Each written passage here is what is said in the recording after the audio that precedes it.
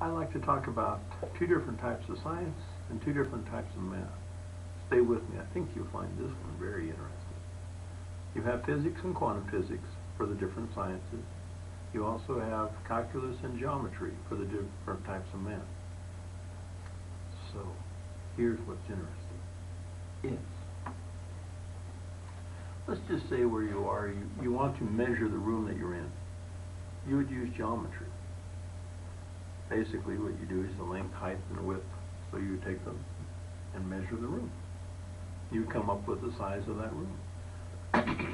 What you would not really understand is where that room is in relation to where it's located. You would have the size of it. You would have a general idea by looking out from that room what's around it, but you really wouldn't know where it is in relation to where it's located. That is where calculus comes in. You can come up with the same size of the room using calculus. It's a different way of doing it. What's interesting about calculus, just briefly, how the fundamentals of calculus is you measure everything. Say you measure the whole town that you're in. Then you take the room out of that, and that gives you the size of the room. You take that less than the town, the size, and it gives you the room. What's interesting from the calculus calculation is you know where that room is in relation to where it's located in the town.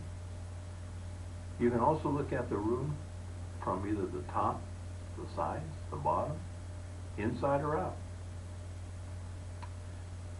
You'll find that calculus and also quantum physics is what the space program uses. And we'll get to that one in just a moment. Now let's talk about, you have physics and quantum physics.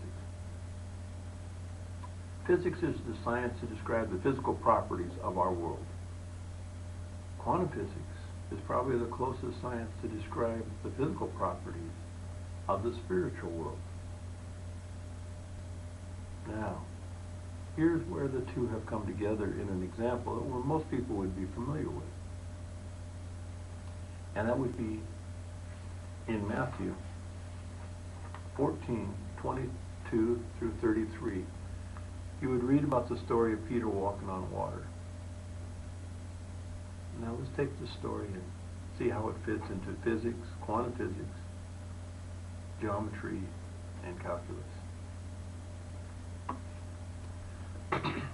Is right before that event, that's when Jesus fed 5,000. And after that event, Jesus then sent his disciples off onto the boat, going across the Sea of Galilee to go to the other side. That would be probably sometime in the afternoon, because it talks, and if we read a little bit later, Jesus went up to a mountain to pray. And then on the third watch, which would be between 3 a.m. and 6 a.m., is when he approached them. He was walking on water as he was going to them. What was interesting now is the physics was really in strong effect. They could have been in the boat anywhere from 9 to 12 hours,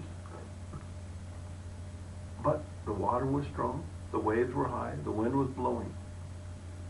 So there was a lot of physical activity going on at that moment in time out there on the Sea of Galilee. You would use, when Jesus was walking to them, you would use a ghost, or they thought they saw a ghost or a spirit.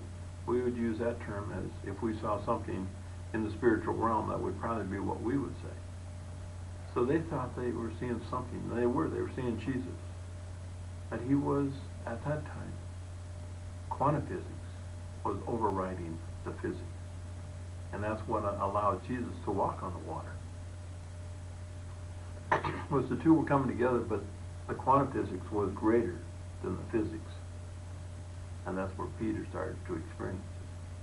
So you had two different worlds clashing, coming together at that point in time. And then of the 12 disciples, only one, when he saw Peter, because Jesus said, "Oh, don't be afraid, it is I," and they recognized at that point it was Jesus. But Peter asked, "Is it okay if I come to you?" And Jesus said, "Please come." So Peter stepped out of his boat and stepped onto the water. As he is approaching Jesus, he started to sink. Now we think he sank because he had little faith. No, I don't think that was the reason. I don't know if you've ever tried snow skiing or water skiing, but I can assure you the first time you try that, you're going to fall. Why? Because it feels different. You're not used to that feeling in your feet and your legs, that sensation of sliding and gliding. And at that point, you fall because it's not natural. Then once you get used to it, it's just like anything else. You enjoy the whole day and you never fall on being on the skis. What happened was, Peter then, for the first time in his life, he experienced where the spiritual world was greater than the physical world that he was in. That might give us new insight into when Jesus said, "Ye are in the world, but not of the world." Yes, Peter was in the world at that point, but he wasn't of the world when he was walking on water. And then if we look at the rest of Peter's life after that, he started to experience more and more of the spiritual realm and less of the physical realm. And that's really our challenge for us, to do the same, is to step out of our boat and step with our eyes. Because Jesus said to come, and he says we must come as little children.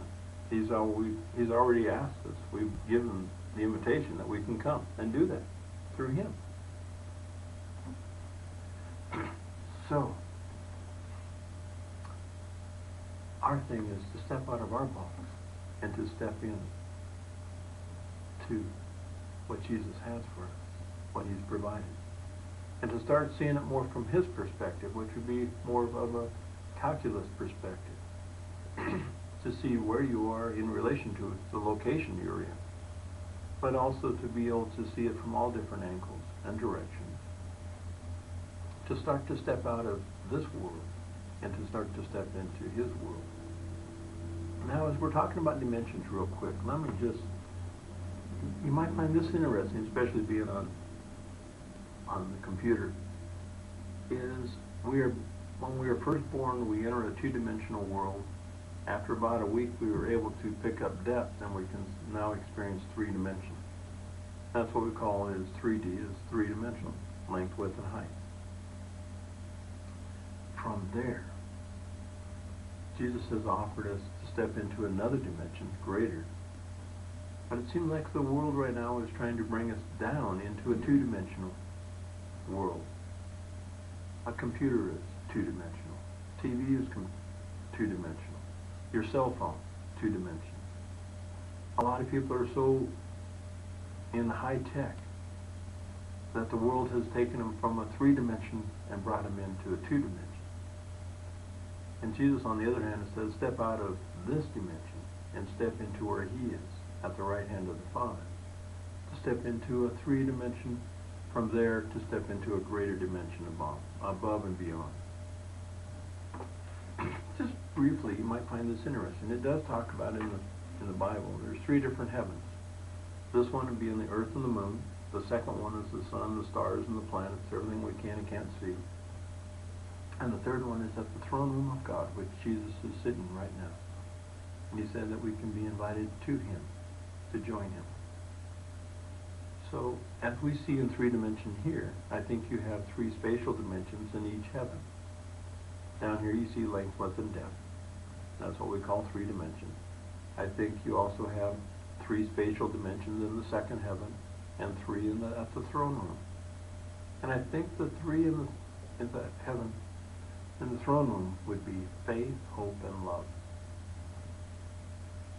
So faith would be the first dimension at the throne room. Hope is the second dimension, and love is the third dimension. So when Jesus said, "Oh, you of little faith," when he got back into the boat and when Peter was sinking, was he had enough faith to step into the third heaven. So he needed just a little bit to step into the third heaven. That's what he meant by, "Oh, ye of little faith." You just need a little bit, like a mustard seed, to step in. And then multiple faiths will develop the hope, and multiple hopes will develop the greatest of love. That is what is available. Not to go down to a two-dimension, but to go up. And Jesus has provided us with that provision that we can. May you receive it and enjoy what's available. Amen.